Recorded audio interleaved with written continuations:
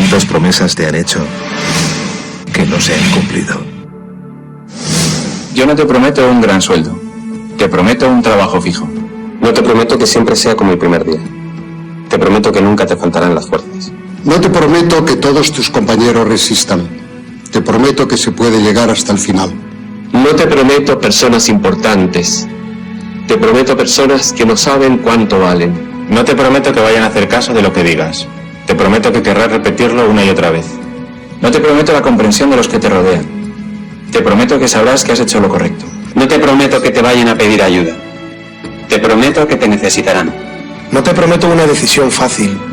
Te prometo que nunca te arrepentirás. No te prometo un trabajo perfecto. Te prometo formar parte de un proyecto inolvidable. No te prometo que siempre vayas a obtener resultados. Te prometo que tu trabajo dará mucho fruto. No te prometo que vayas a tener grandes lujos.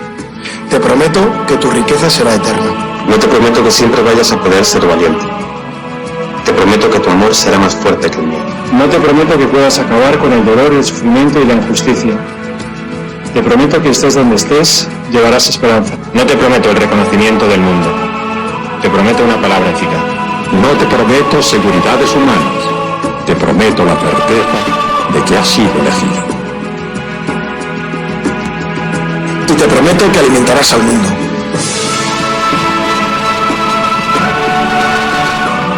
Unirás corazones. Acompañarás a los que sufren. Confirmarás a los que quieren ser fuertes. Experimentarás con ellos la verdadera alegría. Sumergirás a los hombres en la verdad. Y serás sacerdote, testigo de Jesucristo.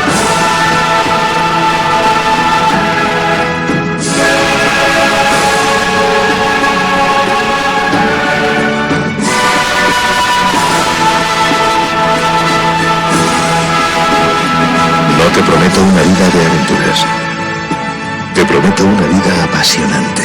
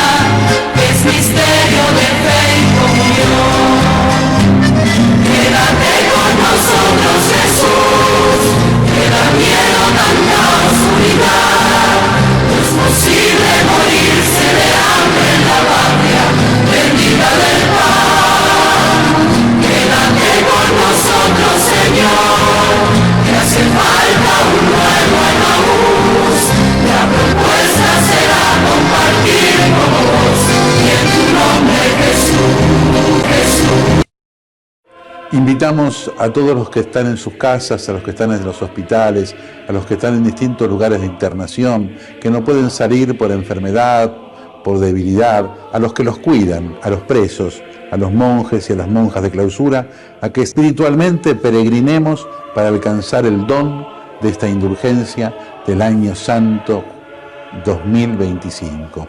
En el nombre del Padre, y del Hijo, y del Espíritu Santo. Amén. Pidamos perdón juntos. Señor, ten piedad. Cristo, ten piedad.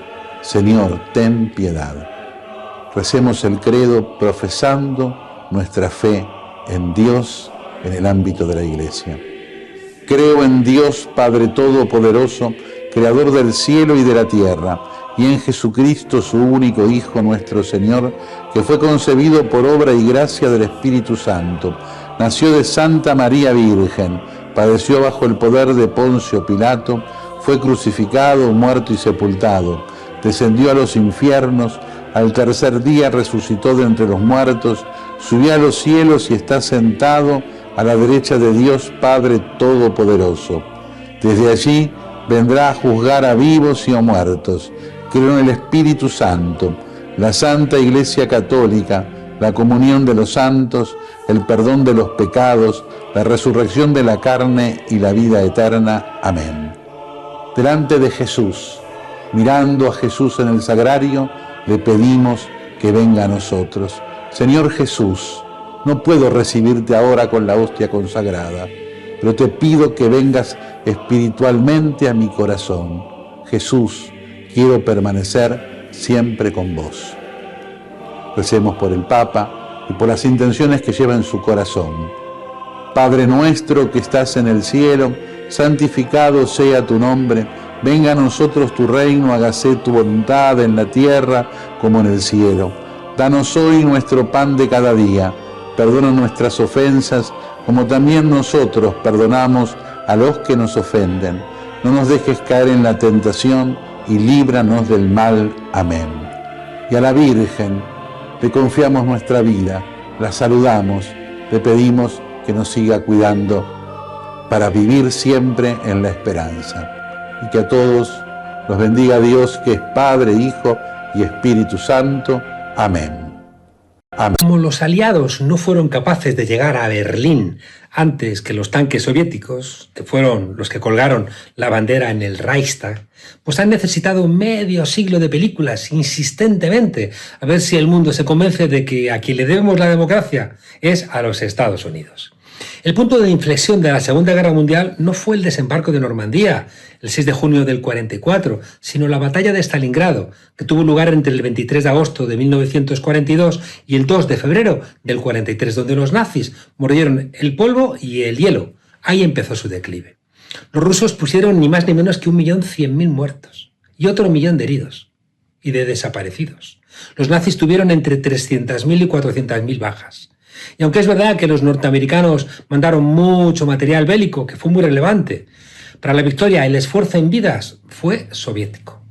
Quien puso fin a la victoria de los nazis en la Segunda Guerra Mundial no fue el soldado Ryan. Si queremos buscar una persona relevante, digamos que fue Lyudmila Pavlichenko, francotiradora con 309 bajas enemigas, incluidos 36 tiradores de élite, una heroína. Entre 70 y 85 millones de muertos de aquella guerra, los soviéticos pusieron entre 24 y 27 millones, más de media España. Militares menos de la mitad, mientras que fallecieron entre 13 y 15 millones de civiles. El discurso de Winston Churchill sobre el telón de acero fue pronunciado el 5 de marzo del 46 en el Westminster College de Fulton, delante de, ¿de quién? El señor Truman, el presidente Harry Truman, que fue el responsable de mandar el lanzamiento de las bombas atómicas sobre Hiroshima y Nagasaki. La Guerra Fría había empezado mucho antes. Quizá incluso cuando una alianza de países occidentales se habían unido para que la Revolución Rusa fracasara y los zares volvieran otra vez a gobernar el país después de eliminar a Lenin y a sus camaradas. Es cierto que las relaciones entre los Estados Unidos y la URSS al comienzo de la guerra habían sido muy buenas. Incluso al finalizar la contienda, la mayoría de los norteamericanos y de los europeos opinaban que se había ganado la guerra gracias a los soviéticos. Eran los aliados. Hoy es al revés. El 60% de los franceses está convencido de que la aportación de los Estados Unidos fue la que permitió que los aliados pudieran ganar la Segunda Guerra Mundial. Hace 8 décadas. En mayo de 1945, cuando concluyó la Segunda Guerra Mundial, sucedía justamente lo contrario. El 57% de los ciudadanos franceses tenía la certeza de que el país que más había contribuido a la derrota de la Alemania de Hitler era la Unión Soviética. Las fricciones comenzaron de inmediato al terminar. El acuerdo de reparto del mundo en esferas de influencia en Yalta y Potsdam marcó la vida del mundo durante el siglo XX. Allí se reconocieron mutuamente Estados Unidos y la URSS, que tenían patios traseros. Y en el reparto algunas decisiones fueron más equivocadas que otras. Por ejemplo, Hungría debió caer del lado occidental por su historia y Grecia debió haber caído del lado soviético. Y ese error llevó a que en ambos países, al terminar la guerra, pues tuvieran una continuación de la misma en forma de guerra civil. España salió mal parada. Si Francia y sobre todo Gran Bretaña se habían negado a mandar armas a la Segunda República, un error fatal, porque si Franco hubiera perdido aquella guerra, no habría empezado la Segunda Guerra Mundial, no hubiera durado 5 años y no hubieran bombardeado Londres y París. Pero resulta que ingleses y franceses, de acuerdo con los Estados Unidos, decidieron que era mejor un gobierno de Franco que uno de izquierdas en España. Mucho antes de que un gobernante norteamericano dijera de un dictador latinoamericano, Trujillo o Somoza, que era un hijo de puta, pero era nuestro hijo de puta, Occidente ya había decidido en Europa que Franco, responsable de un golpe de Estado, de fusilar a 200.000 españoles por el delito de defender la Constitución republicana de 1931. Responsable Franco de encarcelar a 350.000 españoles en condiciones deplorables y de que se exiliaran 500.000, pues resulta que era su hijo de puta en el Reino de España. Los aliados occidentales siempre han querido que el fin de la guerra se celebrara el 8 de mayo, que fue cuando entraba en vigor la rendición de las Fuerzas Armadas alemanas que había firmado el general alemán Alfred Jodl ante los aliados en Reims, en Francia. Hitler había nombrado a Karl Dönitz, un nazi convencido, como su sucesor en caso de muerte, lo que ocurrió con su suicidio. Pero Dönitz delegó en Alfred Jodl, que era el jefe del mando de operaciones de la Wehrmacht, para que negociara la rendición con Dwight Eisenhower. Jodl en realidad lo que quería era convencer a los franceses, a los ingleses y a los norteamericanos que unieran fuerzas para ir contra los soviéticos, que eran supuestamente los enemigos de todos ellos. Eisenhower, por fortuna, no le escuchó. Stalin estaba en contra de Reims por 3 razones. Primero, que el comandante militar soviético más importante debía aceptar la rendición de Alemania por haber sido el país que más muertos puso en la contienda. Era una falta de respeto que se hubiera delegado a un oficial soviético de rango menor ser testigo de la firma en Reims. Stalin también defendía que al ser Berlín la capital del Tercer Reich, ese debería ser el emplazamiento de su rendición y no la ciudad francesa. Por último, Stalin no quería que se repitiera la historia. ¿Por qué? Dönitz era un civil y había delegado en Jodl, que era un militar.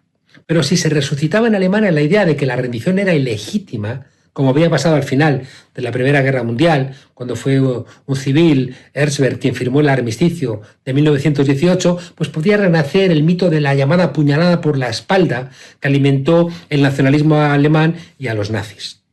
Tenía que ser, por tanto, el mariscal de campo Keitel, el comandante supremo de las fuerzas alemanas, quien firmara personalmente el documento. Así que fue el mariscal de campo, Wilhelm Keitel, quien presentó la capitulación de la Wehrmacht al mariscal Georgy Zhukov en el cuartel general del ejército soviético en un barrio de Berlín. Aquello fue un 8 de mayo. Pero también los alemanes pidieron una prórroga de 12 horas, que fue concedida para que la orden de alto el fuego llegara a los soldados alemanes, y eso retrasó la entrada en vigor. De manera que hoy celebran unos el 8 de mayo, otros el 9, una suerte de efectos todavía de la Guerra Fría.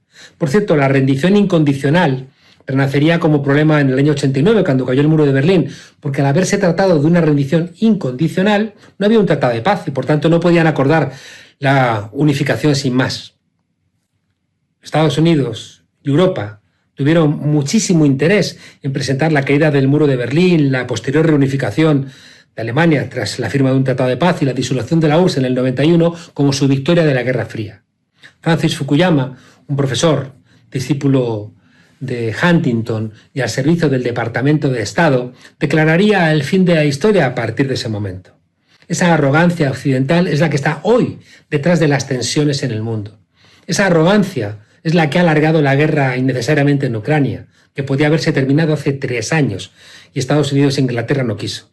Esa arrogancia es lo que lleva a que Occidente no reconozca a Rusia el esfuerzo de ese país en la derrota del nazismo y no la inviten en el 80 aniversario. Es esa arrogancia lo que hace que haya de nuevo una ansia armamentística en el mundo y los tambores de guerra suenen de nuevo con fuerza, junto a bloqueos y sanciones. La celebración del fin de la Segunda Guerra Mundial es de nuevo un escaparate de esta nueva Guerra Fría que cada vez más se calienta en Ucrania, en Palestina, en Siria, en Yemen, en India o en Pakistán, y que Donald Trump quiere extender a Groenlandia, a Canadá, a Panamá, quizá a México, quizá el Esequibo y el horizonte final de Taiwán. Después de la Segunda Guerra Mundial, el dolor de aquella contienda permitió que se firmara la Declaración Universal de los Derechos Humanos en el año 48, una declaración francamente progresista. Tendremos hoy la inteligencia de adelantar las consecuencias terribles del ánimo de guerra que hay en el mundo para que la herida finalmente no se produzca. Seremos capaces de pararle los pies a los que quieren vender armas y a los que quieren utilizarlas en cualquier rincón del mundo. Si quieres la paz, prepárate para la paz, porque lo he dicho. Si quieres la paz, prepárate para la guerra. Si vis pacem, parabellum, solo sirve para eso, para ponerle el nombre a la parabellum, a un instrumento de muerte. Rusia celebró el viernes, con un pomposo desfile militar, el 80º aniversario de la victoria sobre la Alemania nazi. Durante la ceremonia, que contó con la presencia de mandatarios de países como China, Brasil, Venezuela o Cuba, el presidente de Vladimir Putin recordó a los soldados desplegados en Ucrania. La verdad y la justicia están de nuestro lado. Todo el país, la sociedad, el pueblo, apoya a los participantes en la operación militar especial. Estamos orgullosos de su valentía y determinación, de su fortaleza de espíritu, que siempre nos ha llevado a la victoria. La Segunda Guerra Mundial causó más de 20 millones de muertos en la Unión Soviética, y ese trauma sigue vivo en la sociedad rusa. En los últimos 3 años, Putin ha recurrido a menudo a la mística de la victoria sobre la Alemania nazi para defender su ofensiva militar contra Ucrania, a la que asegura querer desnazificar.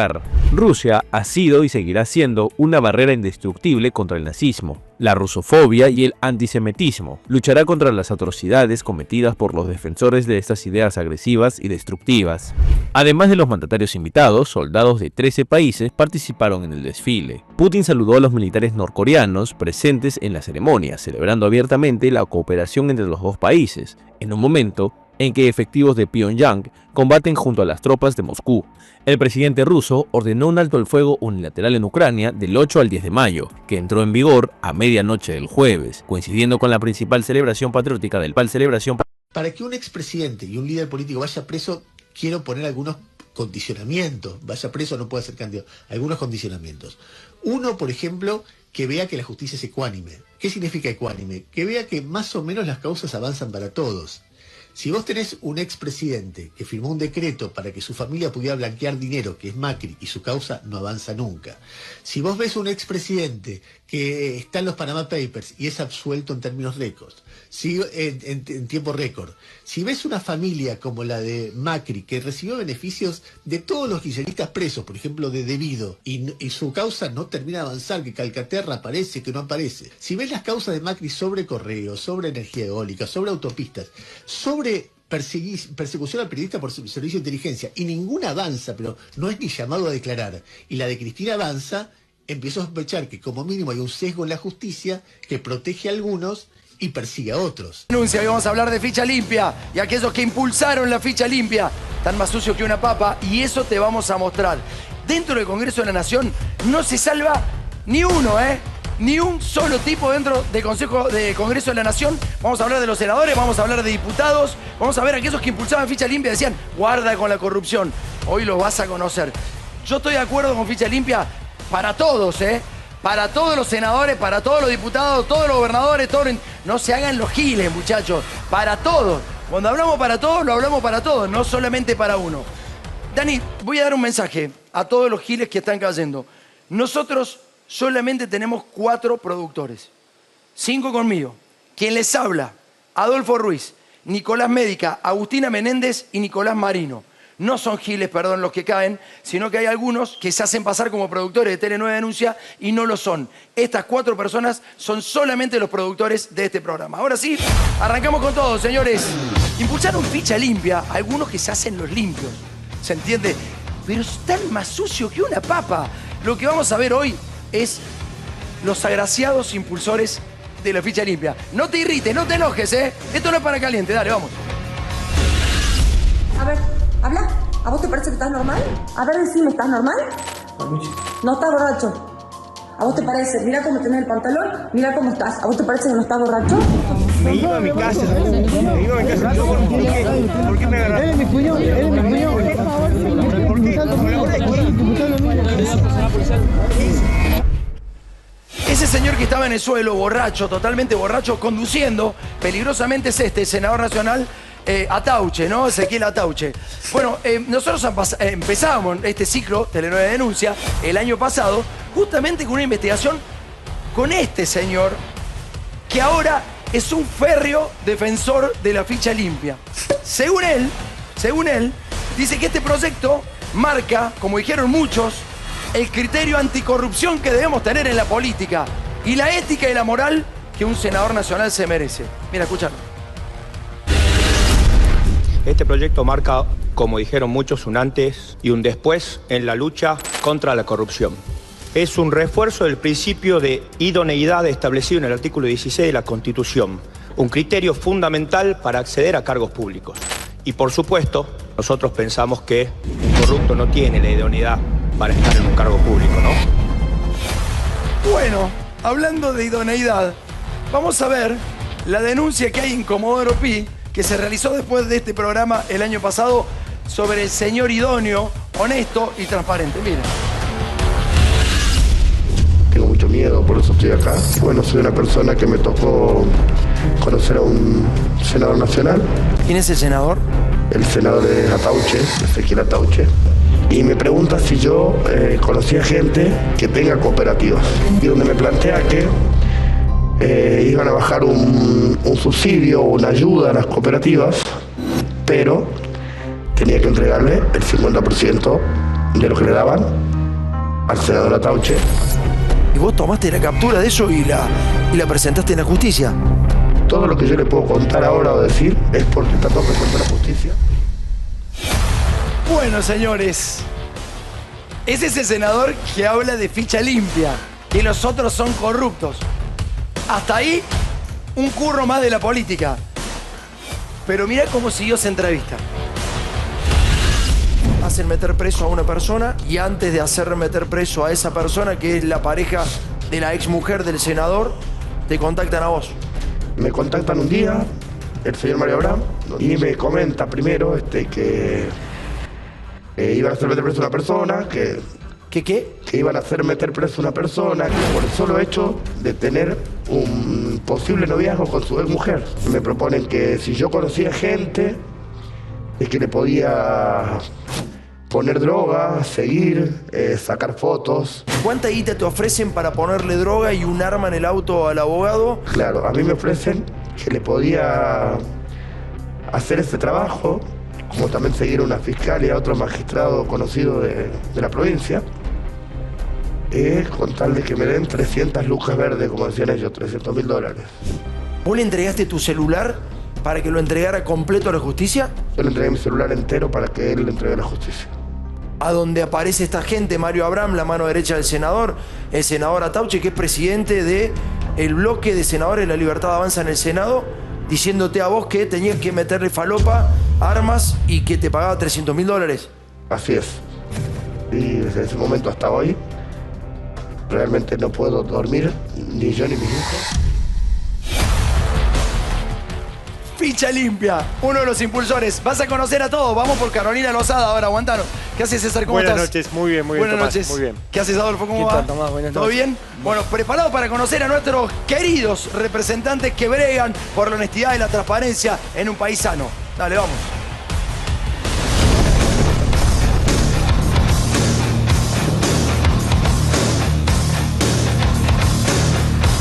La escuchaste, Carolina Lozada, ¿no? En el Senado, ¿te gustó cómo habló? Sí, una intervención interesantísima ahí, Sí. marcando los límites de la República. Exactamente, nada más y nada menos que la República. Por eso es digno de escuchar estos 30 segundos imperdibles de alguien que defiende, Juan Manuel Belgrano, la República Argentina. Vamos. No permitamos que aquellos que hoy se hacen los institucionalistas y los patrones de las buenas costumbres, pero que fueron los defensores de la corrupción, los defensores de los corruptos una y otra vez, hoy se salgan con la suya. Esta ley es en contra de todos aquellos que hayan cometido ilícitos en contra de la gente. Aquellos que hayan estafado mediante un cargo público a la gente. Perdón, pero no tenemos la culpa nosotros de que los corruptos estén de su lado. Háganse cargo.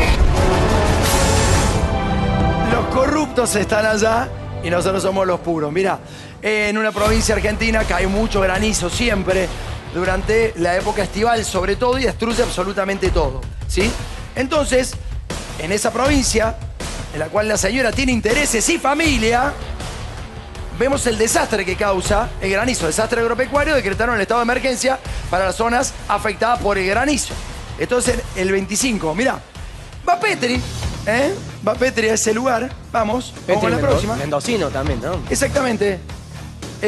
Luis Petri propone cambios para la lucha antigranizo, ¿no? Escucha esto porque es extraordinario.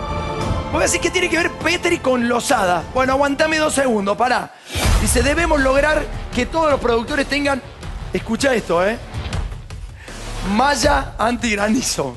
La malla antigranizo es como una tela que va, no es que se pone la malla, no es una tela antigranizo. No debe ser barato. No debe ser barato y no hay muchos proveedores en la República Argentina. Vamos con la próxima, por favor. Petri dice que tiene que tener malla antigranizo y va a la fábrica Agrinet que hace la malla antigranizo, ¿se entiende? Principal proveedor de malla antigranizo en toda Latinoamérica. ¿En toda? Latinoamérica. Mira vos. Bueno, ¿de quién es la empresa? ¿De quién es la empresa de malla antigranizo que promociona Petri? Adelante. Agrinet Sociedad Anónima. ¿Quién es la dueña? Carolina Lozada. Listo, muchachos. Adentro. Y empezaron a presionar a los gobiernos para que esto sea una realidad, que se deje la lucha antigranizo con aviones, para que entren las mallitas y anda a saber con cuántas se queda Petri. Lo que pasa es que esta señora que te dice que no es corrupta, hace estas cosas. ¿Y sabes qué? No le importa nada a los productores. Vamos con la próxima, dale. La próxima tendencia, creció más del 30% de la colocación de malla antigranizo, de acuerdo con Agrinet, la única empresa que tiene malla antigranizo. Muchachos, Caro. Vamos, dale, sigamos.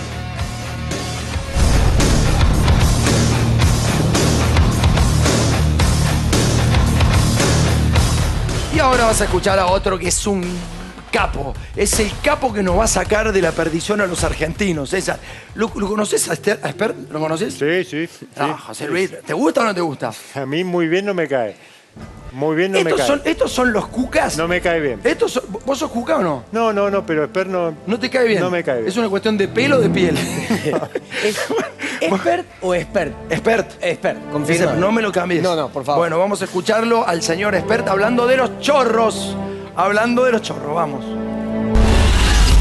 Lo que sí tenemos claro que hoy no votar a favor de ficha limpia es votar a favor de los chorros en algún lugar. Gracias a Fred Machado por el excelente vuelo que hemos tenido. Acaban de pedir la captura internacional de Interpol de Fred Machado por negocios vinculados con el narcotráfico. Y para nosotros es inaceptable que los chorros formen parte de la vida política argentina.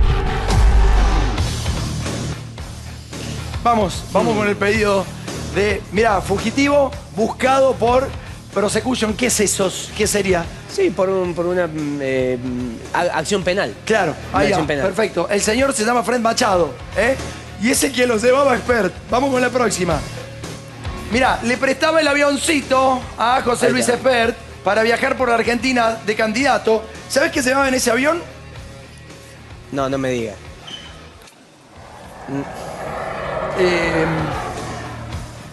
Vamos a ver cómo José Luis Espert le agradece al narco Fred Machado haberle prestado el avioncito. Vamos.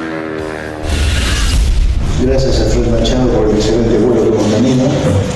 Es decir, acaban de pedir la captura internacional de Interpol de Fred Machado. Gracias a Fred Machado por el excelente vuelo que hemos tenido. Por negocios vinculados con el narcotráfico. Y, digamos, como Fred Machado en la campaña le brindó a Espert la posibilidad de hacer un viaje en avión y, por otro lado, le prestó en un momento la camioneta, la cual, digamos, recibió un atentado, Espert. Aquel tiroteo que recibió en la ciudad de Buenos Aires. Exactamente. Así que era un tiroteo, no eran piedras, porque habían hecho pasar como piedras. Y el auto, ¿quién lo manejaba, Espert? No habrán sido 2 agentes de la CIDE, ¿no? No eran 2 agentes de la CIDE. Uno no habrá tenido las iniciales AD, ¿no? Que está en Madrid ahora. No creo, no. Capaz que estoy equivocado. Mirá, esta es la camioneta blindada del narco, que iba dando vueltas con eso haciendo campaña. Y ahora, por las dudas, el hombre que quiere la ficha limpia y está en contra de los chorros, dijo chorro, no narco, ¿eh? Narco no, narco no. Ah, bueno, claro. Bueno, por eso, él dice chorros. Es coherente, al menos. Por lo menos no se contradice, ¿no? Digamos, básicamente. Bueno, vamos al próximo. Cuando Javier Milei tuitea para Libra, para fondear Libra, el primero que retuitea el tuit de Javier Milei es José Luis Espert, ¿sí? El hombre que quiere ficha limpia, ¿eh? El hombre que quiere ficha limpia. Cierren el Congreso, póngale barrote, muchachos, no nos perdemos nada. Mirá, dame el próximo. Quien ingresa a La Rosada previo al tuit con los muchachos de Libra es José Luis Espert. Miren, a la misma hora, por Rivadavia 250. 30 de enero por la puerta de atrás. A la misma hora, un minutito más. Ahí está, lo tenés a Espert, lo tenés a David Hayden, a Terrones y a Novelli. A los 4 entrando a la misma hora. ¿Quién los llevó, José Luis? ¿Quién los llevó los de Libra a Milei? ¿Quién se los llevó el presidente, José Luis? ¿Por eso retuiteaste? Bueno, mirá quiénes son estos tipos, dale. Ahí los tenés, los 3 que entraron con Espert. Creador de Libra, operador de Libra, creador de 13. Libra. Se hace un capo pelado, ¿eh? Bueno, dame el próximo, dale. Vamos, con el tape de Espert, dale.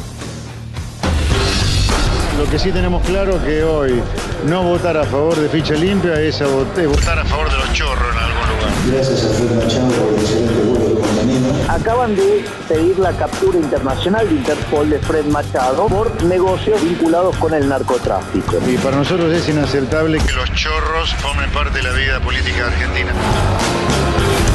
Vamos a ir directamente con el tape de Luis Juez, así lo vamos presentando. Vamos rapidito, ¿eh? Los muchachos de la ficha limpia, los honorables, los honestos, los transparentes. Vamos bien, hasta ahí se entiende, César. Es tremendo, y pensaba, ¿no? Porque a nivel jurídico, hasta que no haya una condena firme con la Corte, nadie es culpable, digamos. Claro. Pero que no haya una condena tampoco quiere decir que no estén vinculados a actividades delictivas como No, y aparte, muchos casos que estamos. Hay que decir una cosa, hay una cuestión razonable. Yo estoy de acuerdo con la ficha limpia para todos, para todos. Ahora, hay una cuestión razonable, muchachos. O sea, si vos tenés guita y comprar la justicia no va a caer absolutamente nunca en tu vida en contra tuyo, si no hay intereses atrás. Bueno, vamos a escucharlo Luis Juez ahora, el paladín también de la ficha limpia. Dale. En un país serio no necesita una ley para no votar personas condenadas. Pero bueno, se ve que los argentinos necesitamos una ley que nos diga que no deberíamos votar a personas que han administrado de manera fraudulenta el erario público. Pero es una vara ética mínima indispensable. Que nadie debería estar en contra. Bueno, ahí está Luis Juez. Vamos a ir a los narcos en Palermo. En distintos artículos aparece que cuando vos tenés 50 pastillas de éxtasis, sos narco. Mirá, la PCA detuvo a 3 personas por tráfico de éxtasis. Detuvieron a un dealer con 50 pastillas de éxtasis. Todas estas son distintas noticias en las que dicen que, bueno, detienen a narco con 50 pastillas. Porque aparentemente las trasladan de a 50 y no lo sé por qué. ¿Hay algún motivo jurídico? No, y a veces para tratar de pelear la calificación legal, para tratar de explicar que se trataría de consumo personal y no de... La llevan a través de 50. Es toda una mecánica, es digamos, una picardía también para orillar la ley. Está bien. Bueno. Ahora, si tenés 50, ya los medios te dicen que sos narco. No, es que sí lo sos. Es que sí lo sos. Está clarísimo. Lo que pasa es que es así. Vos llevas 50 porque vas trasladando de a 50 por lo que dijo el doctor recién. Porque podés llegar a decir que es consumo personal. 50 pastillas de éxtasis es medio raro. Pero bueno, dame la página 12. Córdoba, detuvieron al sobrino de Luis Juez por tenencia de drogas. La policía lo encontró 40 pastillas de éxtasis, más de 40 pastillas, en su auto en un operativo de rutina. Acá viene lo interesante, porque te voy a decir, bueno, ese es sobrino de Juez. Juez tiene participación en el asunto, es el abogado de este pibe, y mirá lo que hace con la justicia. Iba a decir arregla. Vamos a decir, mirá lo que hace con la justicia.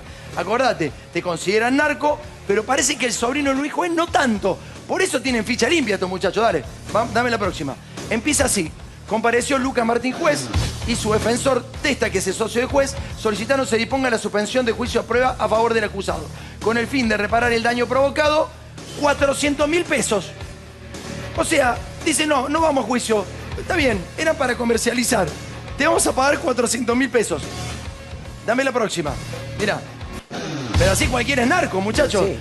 Realizar tareas administrativas en un centro asistencial dispensario 3 horas por día, horario convenir, los lunes, miércoles y viernes. Pues, digamos, viene un narco y dice, bueno, está bien, yo te doy 400.000 pesos, me voy al dispensario, entrego las gasas y sigo siendo narco. ¿Se entiende? Pero ¿cómo? Y la justicia actúa con uno y con otro no. Ah, porque es Luis Juez. Ah, es probable. No lo sabía, perdón. Un detalle más, Tomás. Este Sí. chico, si bien estuvo una semana detenido, no pasó un solo día en la celda. Estuvo alojado en el consultorio médico de la unidad de contenido. Eso es obvio, pero... Privilegio clarísimo. Pero no te Pará. vas, pero no te vayas. Porque por 400 lucas queda afuera. Listo, libre. 400 lucas queda afuera. Entonces, el tribunal que dice, porque Luis Juez está dentro del Consejo de la Magistratura, considera razonable el ofrecimiento resarcitorio en abonar 400.000 pesos. O sea, un narco que da 400 lucas, ya está. Juicio a prueba y se acabó. Dame la próxima. Mirá lo que dice la justicia. Ni siquiera una condena, ¿eh? Ni siquiera se queda con un antecedente. No, pero claro que no. Limpito. Realizar trabajos no remunerados a favor del Estado 3 veces por semana, 3 horas por día. Bueno, muchachos, así cualquiera. Así cualquiera. Y si querés que sigamos hablando de Garca, mostrarle al equipo de fútbol, es algo que la gente ya sabe. Y vamos, si querés, a la última, a la 39, Agustina. Se nombró todo el equipo de fútbol adentro de la municipalidad, este muchacho. Todo el equipo de los compañeros de fútbol los nombró en el Estado. Ah, pero eso no es corrupción, ¿eh? Todos los amigos de Juez, más los familiares, más los hijos, los tíos, los primos, todo, 220 millones de pesos por mes nos cuesta. ¿Y a vos te parece que este tipo puede hablar de ficha limpia? Vamos por Zimmerman, dale, vamos.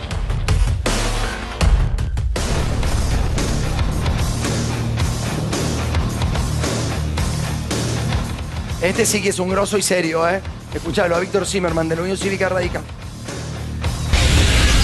Tenemos una oportunidad de mostrarle a la ciudadanía de que lo que ostentamos cargos públicos y lo queremos ostentar, tenemos que dar el ejemplo. Tenemos que dar el ejemplo. Esto que estamos discutiendo va a trazar una línea que separa lo decente de lo indecente y que nos va a permitir también saber de qué lado nos colocamos cada uno de nosotros.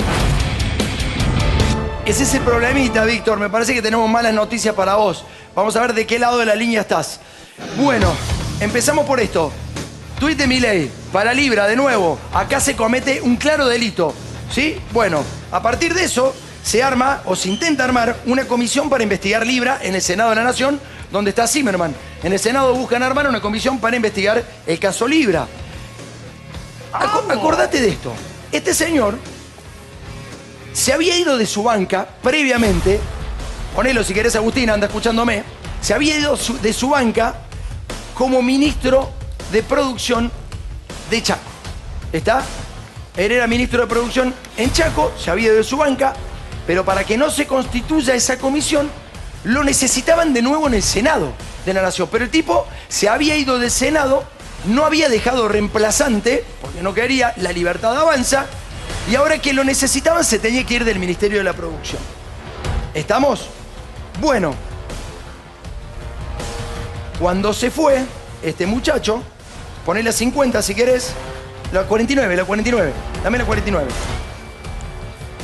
Zimmerman retomará su banca en el Senado y deja el Ministerio de la Producción.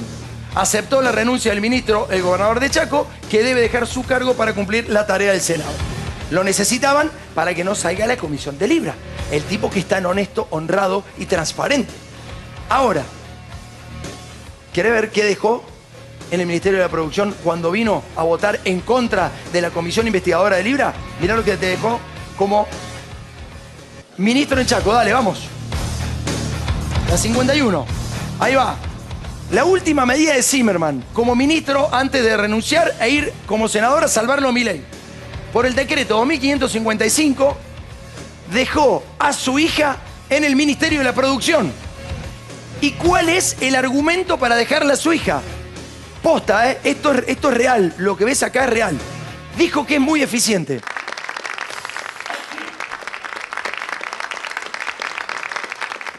Es buena, yo la he visto. Sí, buena. No, seguramente que sí. ¿Y cómo votó en el Senado cuando volvió este muchacho? ¿A favor o en contra de investigar al presidente por un caso de corrupción. El que está del otro lado, el honrado y el honesto, mirá, en contra. ¿Cómo, Víctor? No entiendo. Si vos querés investigar los delitos, ¿cómo votaste en contra? Te fuiste del Ministerio de Producción, volviste, la dejaste a tu hija empernada a los chaqueños y viniste acá y votaste en contra de la creación de la comisión investigadora por un caso de corrupción. Entonces vos tenés que explicarnos de qué lado estás, Víctor. Dan vergüenza, muchachos. Empezamos por Atauche, que dice un tipo que lo contrató para meterle merca, matar gente. Vamos a Carolina Lozada, que tiene un negocio extraordinario. ¿La hermana de Lozada todavía sigue en el Senado de la Nación? Sí, sigue nombrada en el Senado. ¿Sigue la hermana? Sigue, exactamente. Pero si son millonarios, ¿para qué necesitan estar nombrados? Y para otras cosas, me parece. Pero esto no es todo. Porque Zimmerman sabe perfectamente que para volver a ser senador, no solamente tenía que dejar a su hija y lucrar con eso, sino que sabe perfectamente que Javier Milei, el presidente de la Nación, para que no lo investiguen, le dio a Chaco, por primera vez en la historia de su presidencia, un ATN. ¿Por cuánta guita? Mostrárselo, dale. 120.000 millones de pesos. 120.000 millones de pesos. Entonces, muchachos, se me hace muy difícil creerles. Se me hace muy difícil creerles. Yo cuando los veo me da entre bronca, lástima, pena. Por mí también, porque si sos periodista, ¿cómo abarcás semejante pelotudez? ¿Por dónde empezás el análisis? ¿Tenés que explicar esto todo el tiempo? Nadie quiere cambiar la situación de corrupción que vivimos en Argentina. Nadie. Absolutamente nadie dentro de la política. Entonces no hagan payasadas, muchachos. Porque lo que termina pasando es que la gente se pelea uno contra el otro cuando el verdadero problema son ustedes. Nos hacen pelear en la mesa familiares, nos hacen pelear en la cancha de fútbol, nos hacen pelear con los amigos, nos hacen pelear con los taxistas, nos hacen pelear con el carnicero de la esquina, nos hacen pelear con una grieta que al final no existe, ¿no? Porque los que nos peleamos somos los que lo alimentamos. Y hacen estas barbaridades. Y para mantener el poder son capaces de matar. Lo hemos visto sistemáticamente ya en este programa. Ya no es solo corrupción. Es muerte, es crimen, es droga. No les importa nada. Expert, ¿cómo es eso de cárcel o balas? ¿En serio, Expert? ¿Es cárcel o balas? ¿Estás seguro? Bueno, vos recibiste 2 balazos. ¿Te das cuenta? Vos lo decís. Para los delincuentes, cárcel o balas. Mirá tu camioneta.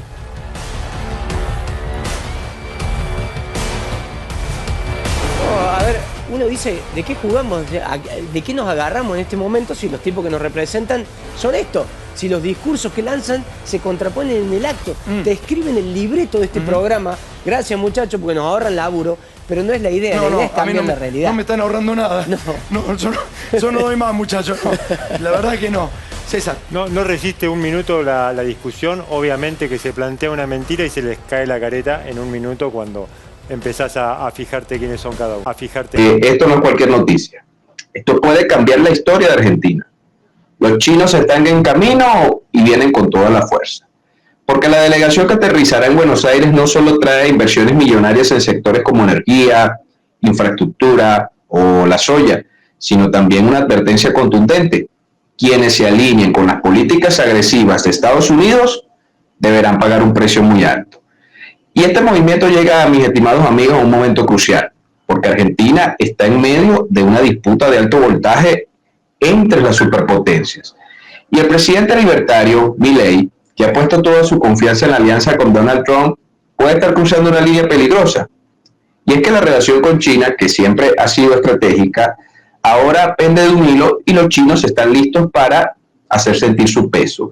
Porque esta situación es más que política, es un mensaje directo al corazón del poder global. Y en ese marco, y citando una nota del medio argentino El Clarín, los CEO o CEO de las empresas del país asiático desembarcarán junto a las máximas autoridades del Consejo de China para la Promoción del Comercio Internacional, CCPIT por sus siglas. Y también estará presente la Cámara de Comercio Internacional de Comercio Chino. En principio, para renovar el miércoles que viene el acuerdo de cooperación bilateral firmado en Beijing en 2016 con la Cámara de Asia, que por supuesto de Argentina, que preside el señor Rallis Pliauser. Y vamos a nombrar rápidamente las empresas para que veamos que son puros bates muy duros. Primero, Sinopec Oil Corporation, que es una firma estatal procesadora de soya, es una de las corporaciones de almacenamiento y transporte de granos más grande y de mayor alcance de China. Va a estar la China Coke Cereals and Oil, que es un proveedor integral de servicio para suministro de granos. La Power Construction Corporation of China, que jugó un rol central en el emblemático parque solar de Caucharí, en Jujuy. Está la China Railway Construction Corporation, que además tiene importantes contratos con Argentina, Hisense, ZTE, ICBC, Bank of China, el Banco de China, que de paso es uno de los 4, está en el top 5 de los bancos más importantes de esa nación. Entonces lo que está aquí en juego no solo es economía, sino también es un asunto de soberanía, porque la delegación china que va a llegar no solo arriba por negocios, sino que está demostrando fuerza, porque Pekín quiere dejar claro que no permitirá que países como Argentina caigan en la sumisión total de Washington. Y es decir, la presencia de estos gigantes en proyectos argentinos ya dice mucho. China tiene mucho que ganar, pero también mucho que perder si Milei continúa con su alineación con Estados Unidos. Es decir, que esto, mis amigos, no es un escenario casual. La llegada de esa delegación china es una señal política en toda regla.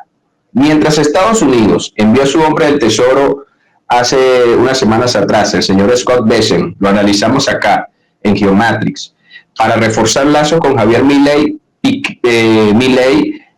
Pekín ha decidido mostrar su músculo en el terreno económico.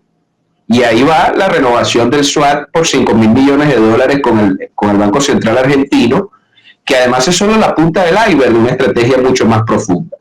Es más, fíjense, porque según Clarín, la agenda incluirá un cóctel con las autoridades de los organismos presididos por Ren Hongbin, que además es el secretario del Partido Comunista de China, es decir, es un duro, y con toda esta playa de empresarios chinos que además serán recibidos por altos empresarios argentinos, como por ejemplo los gerentes principales de laboratorios farmacéuticos Vago, las alimenticias como Molino Cañuelas y los fabricantes de biotecnología Biocidus, además de bancos como el ICBC y además otras empresas encargadas del tema logístico, estudios también, bufetes de abogados, entre otros miembros de la Cámara Argentina de Asia.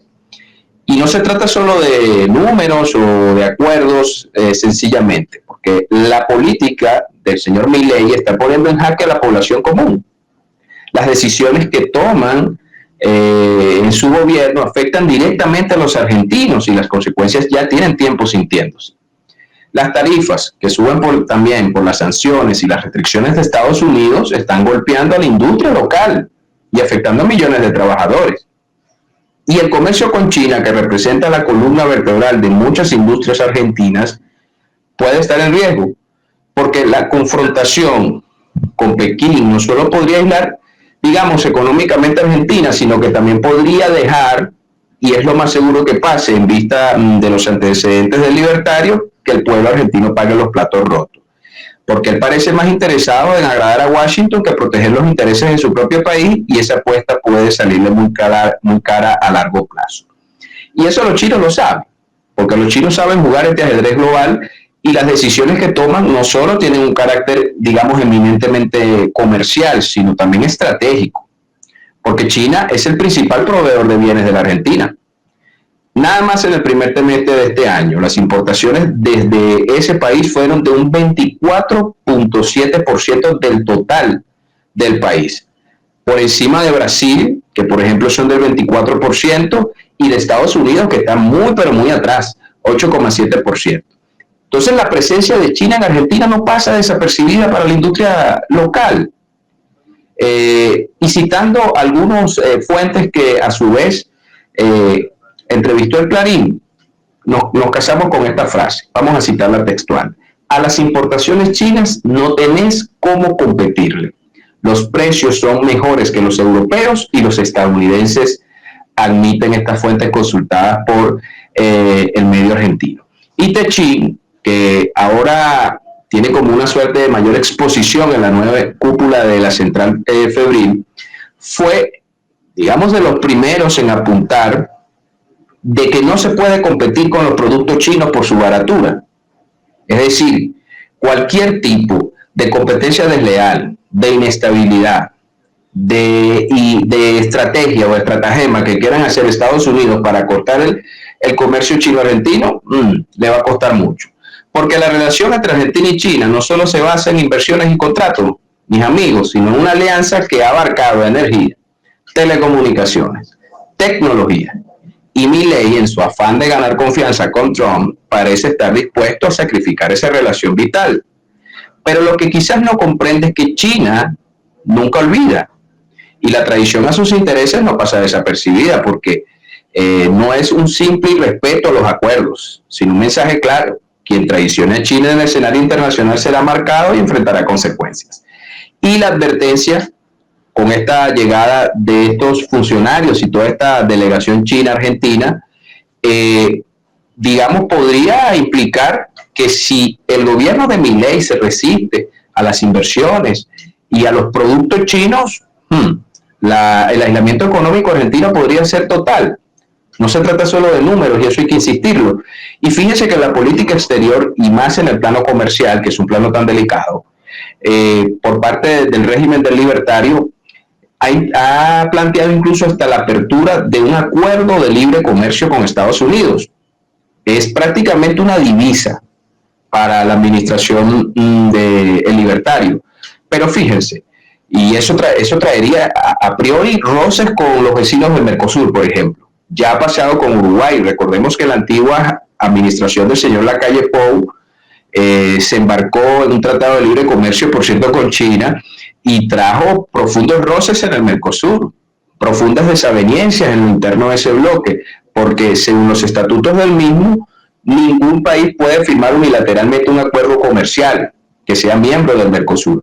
Entonces el empeño de Milei de avanzar en un acuerdo comercial que a todas luces es totalmente desfavorecedor de los intereses argentinos, evidentemente puede traer una conflictividad con China, que tiene muchas inversiones en Argentina y muchos intereses millonarios. Entonces, evidentemente, estaríamos hablando que Argentina se convertiría, por la irresponsabilidad del ejecutivo de ese país, en un nuevo ring de boxeo entre las grandes potencias. Y sabe que tienen que hacer los liderazgos de los países que no son de los grandotes, de los poderosos, de las grandes potencias que definen la geopolítica global. Jamás dejarse ser instrumento de ninguno de los bandos en pugna. Cargada del hemisferio sur del Banco Mundial, después de 2 horas y media de trabajo, me dijo: secretario, hoy la Argentina es un activo público global. ¿Qué me quiso decir? Lo que ustedes tienen en abundancia, el mundo entró en crisis estructural, Europa, etc. Ahora, ¿qué te dijo también? Y esto es lo que más me preocupa en este momento, que nos están distrayendo. Activo público global significa que el mundo necesita lo que vos tenés y lo va a tener. Lo va a tener de una forma u otra. Va a tener tu litio, va a tener tu cobre, va a tener tu proteína, va a tener tu gas y va a tener tu petróleo. Entonces, ¿dónde está el tema? ¿Qué vas a hacer vos con respecto a eso? ¿Querés ser propietario o inquilino de esos bienes? ¿Querés con esos bienes tener un proyecto de desarrollo? El ejemplo más claro, Nigeria, o con eso querés el modelo noruego. Son las dos cosas. Los dos países tuvieron gas y petróleo en abundancia. Mirá la diferencia. ¿Qué hizo Nigeria? Tuvo petróleo en la década del 30 y del 40. ¿Sabes con qué compañías? La primera del mundo, Shell, British Petroleum. Mirá lo que es, después de 30 años, 40 años, no se desarrolló. Estas empresas se llevaron el gas, llevaron el petróleo y en Nigeria no dejaron nada. ¿Qué hizo Noruega? 20 años después empezó. Y empezó con las mismas empresas, British Petroleum, Shell. Pero ¿cuál fue la diferencia? Que el gobierno noruego se paró desde la fortaleza que significa tener esto y encaró un plan de desarrollo extraordinario, que hoy es uno de los países más ricos del mundo. Con los mismos activos, mirá lo que hizo uno y lo que hizo otro. Sí que hizo Noruega, miremoslo. Dijo, vamos a desarrollar los bienes de capital para esa industria. Vamos a hacer los que manejamos la tecnología. Mandaron a todos los ingenieros a estudiar al mundo. Ahora, hay una Entonces, este es nuestro debate hoy. Ahora, yo te digo, hoy, con la ley del RIGI que sacó este gobierno, vamos camino a Nigeria. El modelo. ¿Por qué lo digo? Y me decís, Vasco, hoy tenemos otros apuros. Porque hoy estamos firmando contratos a 30 años, donde después, una vez que están firmados, porque si hay conflicto, se litiga en Washington, ni siquiera vas a tener que litigar en los tribunales argentinos. Denunció penalmente a 3 periodistas, a 3 colegas, a quienes denuncia por calumnias e injurias, y dice que presenta la denuncia porque estos 3 colegas le dijeron nazi al presidente de la Nación. Hablamos de Carlos Pagni, tal vez el caso más resonante, porque en los últimos días, en el canal La Nación Más, contó sobre un libro que habla de las condiciones políticas, económicas y sociales que fueron determinando el ascenso de Hitler en Alemania. El presidente Javier Milei se lo tomó personal, dijo que estaba hablando o estaba haciendo un paralelismo con él y que le estaba diciendo nazi, y por eso lo denuncia a Agustín Laje. También denunció a Viviana Canosa, que hoy está en Canal 13, con quien tiene un enfrentamiento terrible Javier Milei, que en algún momento era amigo de Viviana Canosa, claro, iba mucho a su programa en América, sí. Pero que, y esto me consta, mandó a intentar que ningún canal la contrate. Cuando estaba Viviana Canosa a punto de entrar a un canal de aire o al otro, el gobierno llamaba a los canales para decir no contraten a Viviana Canosa. Bueno, la contrató Canal 13 y ahora la denunció. Y Ari Lijalad, periodista del Destape, a los 3 los denunció penalmente Milei por calumnias e injurias. Las figuras de calumnias e injurias fueron despenalizadas parcialmente por una ley en el 2009. ¿Qué decía esa ley? ¿Qué dice esa ley? Que en los casos en que se trate de cuestiones de interés público no se puede seguir adelante con una causa penal por calumnias e injurias. Son claramente casos de interés público. Están hablando de el discurso de odio del presidente, están hablando de, bueno, las características políticas del gobierno, así que no cuajaría en una denuncia penal, porque además, ¿qué significa una denuncia penal? Que el que denuncia penalmente a otro pretende que ese otro vaya preso, vaya a la cárcel. La UTEP está aquí en la Secretaría de Trabajo, en Alema al 650, reclamando urgente un incremento del salario social complementario, y también lo que están pidiendo es que la devolución de alimentos a los comedores populares y también la continuidad del monotributo social. La realidad es que están cortando los 2 carriles de Alem en ambos sentidos. Solo se puede circular por el Metrobús, tanto automovilistas como taxis como colectivos.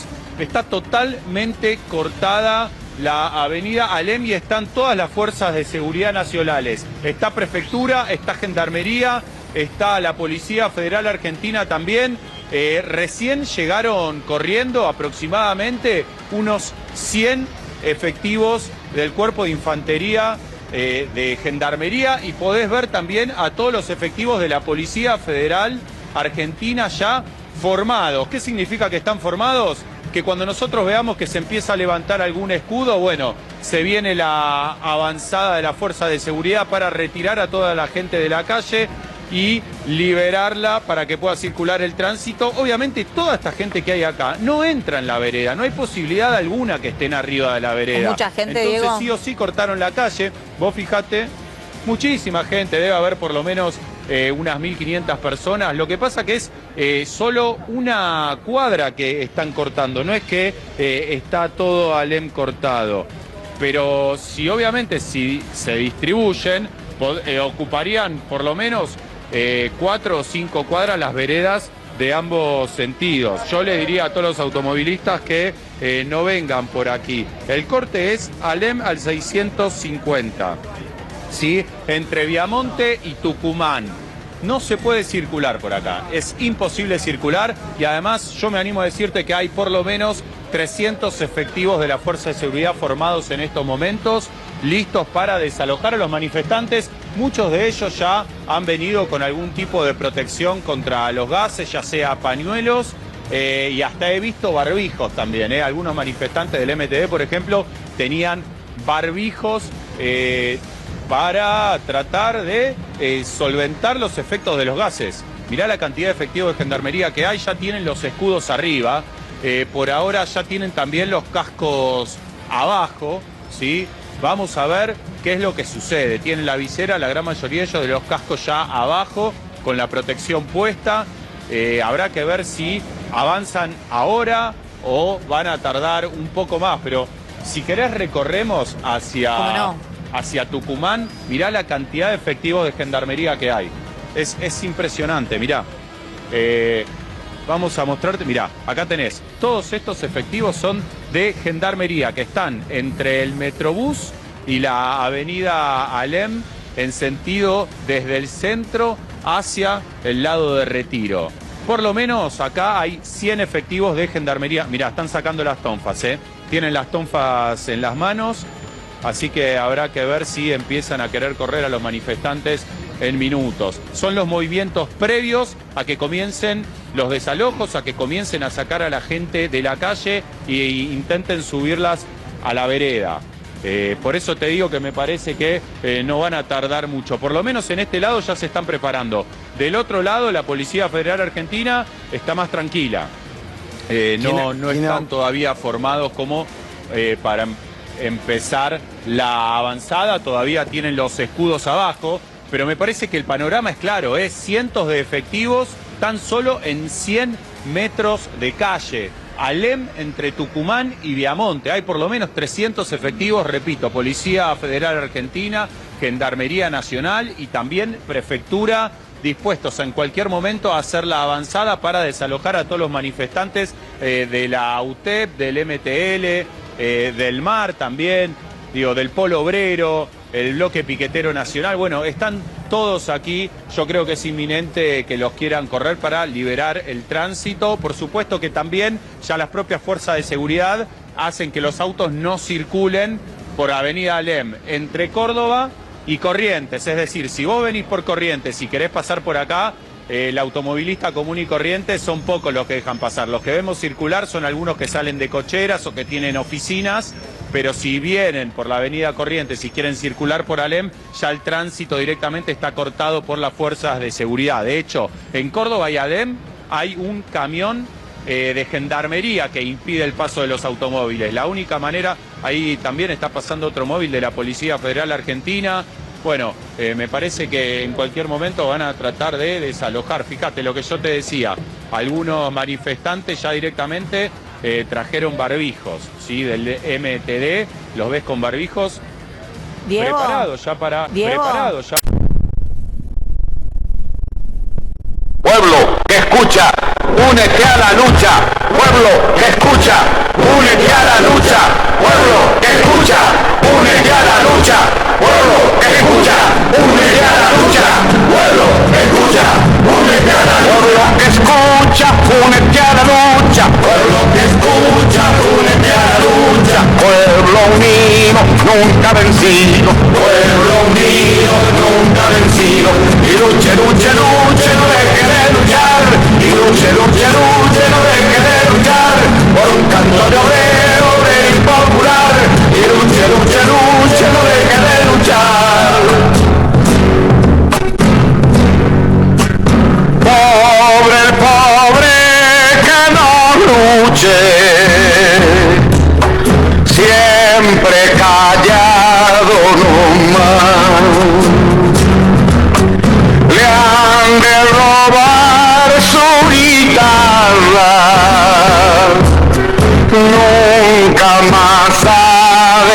cantar. Y luche, luche, luche, no deje de luchar. Y luche, luche, luche, no deje de luchar. Por un cantón obrero, obrero y popular. Y luche, luche, luche, no deje de luchar. Pueblo que escucha una cosas tiene mi pueblo que no las puedo callar. Cualquiera viene y le ofende y él calladito nomás.